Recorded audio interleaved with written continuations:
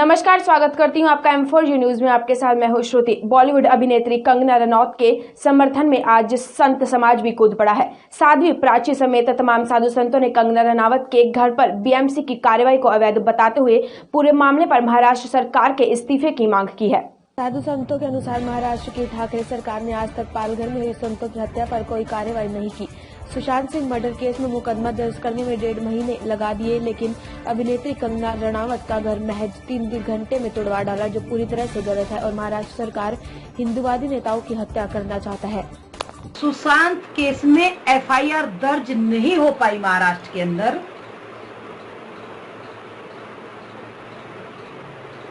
पालघर के संतों को भी आज तक न्याय नहीं मिल पाया। महाराष्ट्र में BMC की टीम आती है, 1 घंटे का नोटिस देती है, 3 घंटे में कंगना रनौत के ऑफिस को धराशायी कर देती है। कहती अवैध निर्माण। पूछना चाहती हूँ सोनिया गांधी की गोद में बैठे हुए ठाकरे से और ठाकरे सरकार से, बॉम्बे की सड़कों पर 200 से ज्यादा मस्जिदें अवैध खड़ी है।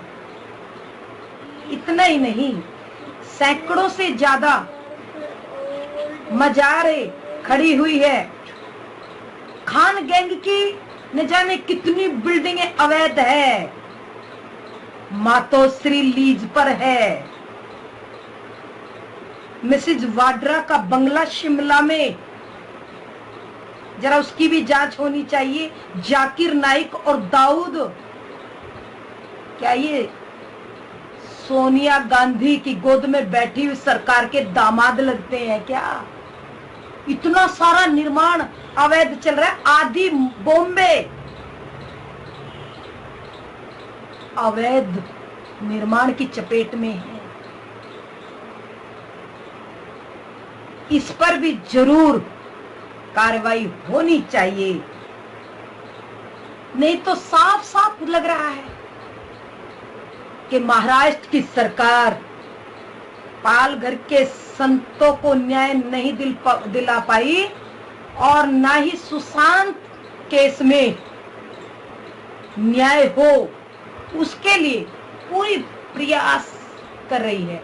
और इतने ही नहीं, मैं कह रही हूं कि किसी न किसी शिखंडी को बचाने का प्रयास ये महाराष्ट्र सरकार कर रही है। महाराष्ट्र के अंदर जल्दी से जल्दी राष्ट्रपति शासन लगे, अन्यथा ये सोनिया की गोद में बैठी हुई सरकार किसी बड़े हिंदुवादी नेता की हत्या भी करा सकती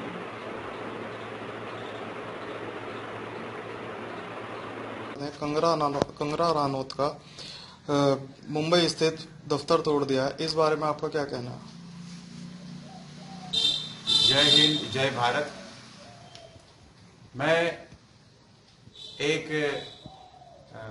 भारतीयता के नाते और एक साधु होने के नाते मैं उद्धव सरकार से प्रार्थना करूंगा विनम्र कि आप कोई इस संविधान से अन्यत्र के संविधान को नहीं आप चला सकते हैं।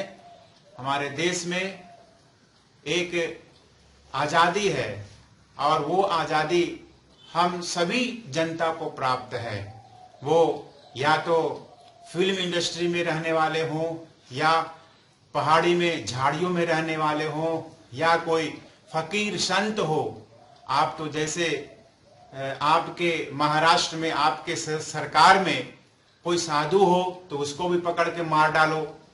कोई अभिनेत्री यदि अपनी बात करती हो तो उसके घर को तोड़ दो, उसको दफ्तर को तोड़ दो। ये तुम्हारा संवैधानिक शासन चला रहे हो कि अपने घर के गुंडागर्दी शासन चला रहे हो? तुम्हारे पास में यदि गुंडागर्दी का ताकत है, तुम्हारे पास में यदि दम है, तो डी कंपनी के लोगों को क्यों नहीं पकड़ते? तुम्हारे पास में ओज है, तेज है, बहुत तुम जिंदा दिली हो, तो क्यों नहीं डी कंपनी को रोकते हो? क्यों नहीं वहां पे जितने भी नारकोटिक्स में लगे हुए जो लोग हैं उस गैंग को क्यों नहीं पकड़ते हो? वहां पे आतताई आतंकवादों का जो फैलावा है उसको क्यों नहीं पकड़ पाते हो? लेकिन हमारे घर के बहन बेटियों के ऊपर तुम हाथ डालते हो। तुम्हारा ये जो हमारे देश के झांसी की रानी मीरा के जैसे जो अपना जीवन को न्यौछावर करके अपने राष्ट्र के लिए, अपने राज्य के लिए जिन्होंने चिन्ह प्रदान किया है, जिन्होंने नाम ऊपर किया है, ऊंचा किया है, ऐसे हमारे घर में बहन बेटियों के ऊपर तुम हाथ डालते हो। उसके दफ्तर को तोड़ने का मतलब है कि उसके इज्जत के ऊपर हाथ डालना। और तुम जब जिस बहन बेटी को नहीं जो पहचानता है, हमारे शास्त्र में कहा गया है वो बद्ध योग्य है। राम जी ने कहा कि बाली को मारना नितांत आवश्यक था। क्यों? क्योंकि सुग्रीव के धन भी छीन लिया था और उसकी पत्नी को भी अपहरण कर लिया। हमारे यहाँ बहन बेटी के ऊपर हाथ डालना ये बद्ध योग्य कृत्य है। इसलिए हमें शास्त्र भी तुम्हें कभी माफ नहीं करेगा, संत भी नहीं माफ करेगा। और सती हमारे यहाँ के जो स्त्रियां हैं वो माता है, वो दुर्गा के रूप में है, वो झांसी की रानी के रूप में है।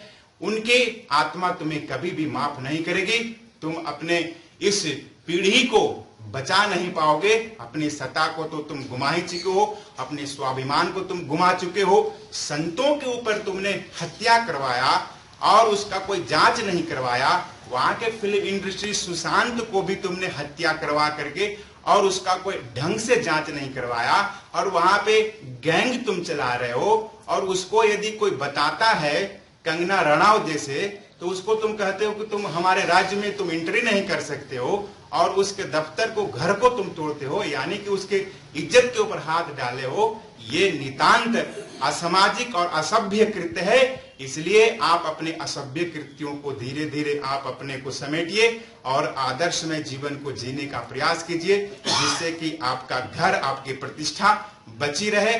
यही हम कहते हैं और हमारा संविधान भी यही कहता है, हमारा पूरा राष्ट्र यही कहता है। जय हिंद, जय भारत। अपने आसपास की लेटेस्ट खबरें देखने के लिए हमारे चैनल M4G न्यूज को लाइक व सब्सक्राइब करना ना भूलें। साथ ही बेल का आइकन दबाएं। आप अपने सुझाव हमें कमेंट कर अवश्य बताएं।